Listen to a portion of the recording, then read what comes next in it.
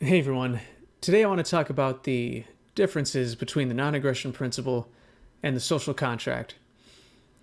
In the course of political discussion slash arguments slash flame wars, a lot of times it comes down to how people see ethics, both on an individual and a societal level. And both of these concepts have ethical things to say. And they both represent dichotomy of approaches, I believe. At least I would say that. Let's start off with the non aggression principle because I think that is the concept that people are least familiar with. So, non aggression, obviously. So, what is that? So, aggression is any force, violence, or threat against your body or your property. Fundamentally, libertarians see your body and the fruit of your labor or your property as the same thing. Logically, it makes sense for us that, and it's most useful to think of these things as the same thing. But for now, I'll split them into the two groups, just for the ease of conception here. Yeah, so no aggression against your body or your property. And there's a couple other concepts woven into the NAP that's worth knowing before I get any further here. So, aggression is decided by the level of consent in an interaction, whether that's agreements people make with each other, contracts, and individual interactions between people or groups of people. Now, this also includes, just to cover all of our bases, a bar against fraud and breaking contracts. Both of those things affect your property or your money, and therefore affect the non-aggression principle and are categorized as aggression. Sometimes people like to pull those things out and say that the NAP doesn't have anything to say about them, or it permits those things when it doesn't, because fundamentally they involve the use or theft of your property without your consent. So consent is the big bright line here.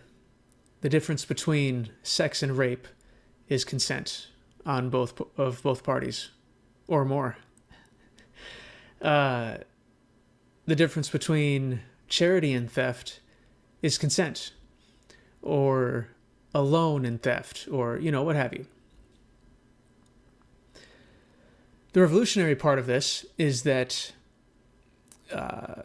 this is a principle that is applied universally, so to all human beings, especially regardless if you are a government agent, or you're a part of a government, or some other group. Just because you have a special uniform, or a special badge, or a special office, doesn't mean that you are immune to the rules that everybody else has to play by. Because I can't steal from somebody, I can't assault somebody, I can't throw somebody in a cage for them smoking a plant or doing something that I don't like.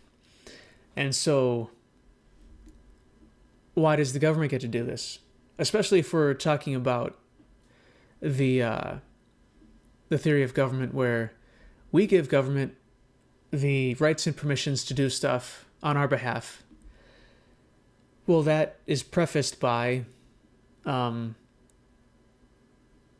that we give them things that we're allowed to do. Well, if we're not allowed to do it, then why would they be allowed to do it? And actually, this is where the social contract would come in. But yeah, fundamentally, the NAP is a ground-up approach to ethics and determining what is ethical and unethical in terms of interactions in society.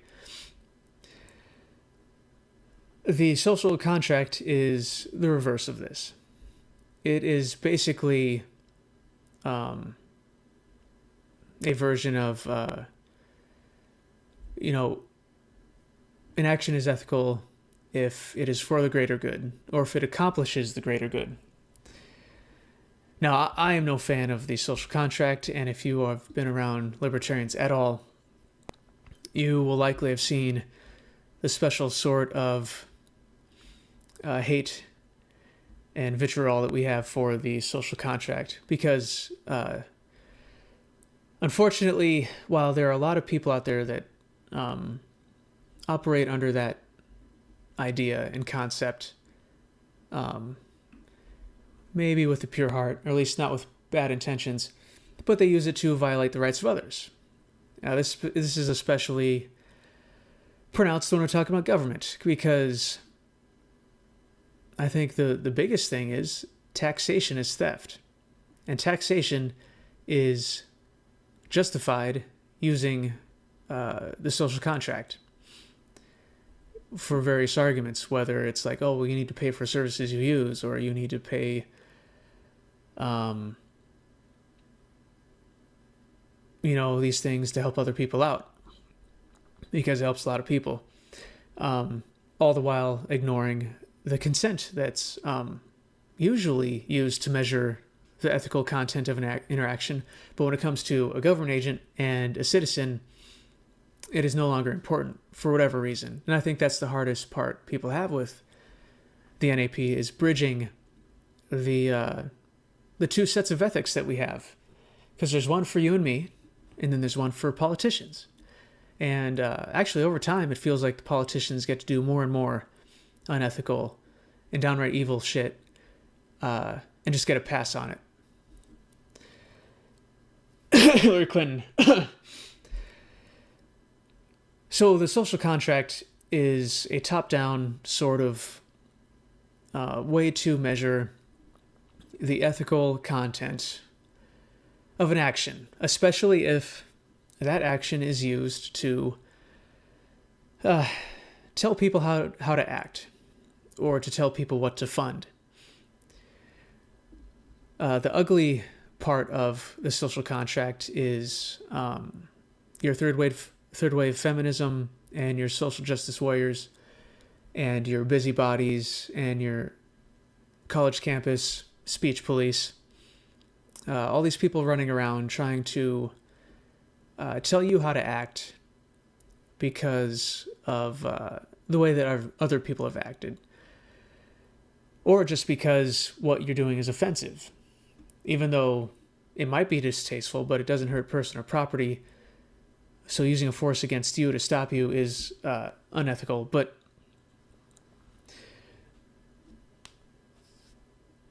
the social contract can be used to apply the moral responsibility or ethical responsibility from a group of people onto you. Or worse, they can apply ethical responsibility for the wrongs that other people have done, just because they happen to be in your gender or race or socioeconomic group. There's this weird sort of group ethics at play here, where just because you look like somebody who did something bad, or a group of people that did something bad, I need to police your behavior if it looks like what somebody else did, just because you need to pay for what this group has done. And I've talked about this before in one of my other videos, but so what basically the social contract comes down to is a convenient way for people in power and politicians to convince us to give them more power. Because they can say, oh, well, there's something good that we need to do, or there's something that we want to do that's perceived as good, and you guys can't do it, so you need to give us more money and power. And then the cycle continues. Even if you insert government fucks up completely, makes the situation worse. Oh, well, we need more money and power to make it better. And the cycle renews itself. And I'm not saying that intrinsically the social contract is bad. Libertarians and other people that value the non-aggression principle are actually very, very interested in the greatest good for the greatest number of people. It's just that we don't believe that the ends justify the means. So we take very seriously everything in between our goal and where we're starting out as. And well, you have to start at the bottom, and you have to start with people, and you have to start judging individual actions. You can't bring in outside or upper level, abstractions into telling people how to act, because then you just turn into a tyrant and you're committing, a whole new set of unethical actions. So there is an overlap where, like, most people of good faith want society to be better. Libertarians want to do it very carefully and with as the consent of everybody involved. And the social contract allows for that consent to be ignored and for people to be forced into doing things. But I don't think there's any reason why you can't take a concept of the greater good or the social contract and kind of put it underneath the NAP umbrella. All you got to do is, instead of trying to hand off the responsibility for helping people and those around you to the government, you just do it yourself. Whether it's donating your money to a charity or a cause, starting a cause, petitioning large companies to practice some form of altruism and donate to, whether it's, I have no problem funding Planned Parenthood with, dollars from big business given voluntarily. But when you're forcing other people to pay for something they don't want, that's why a lot of people hate funding Planned Parenthood. I mean, right, abortions, I think they're unethical, but I don't want to put anybody in jail for doing them. I'd rather try to use other voluntary means to lower the amount of the demand for abortions to as low as possible. But we can fund, as long as we try to fund things that we want that way, well, that's all ethical, and I don't think you'll get any pushback from libertarians. Not all big businesses and corporations are greedy, asshole, world destroyers. They can be, and the government actually protects them a lot of the time, that allows them to be. But the thing is, even if a company is completely profits driven, the social capital is very important. A company can be extremely hurt or helped by its brand recognition and its brand value.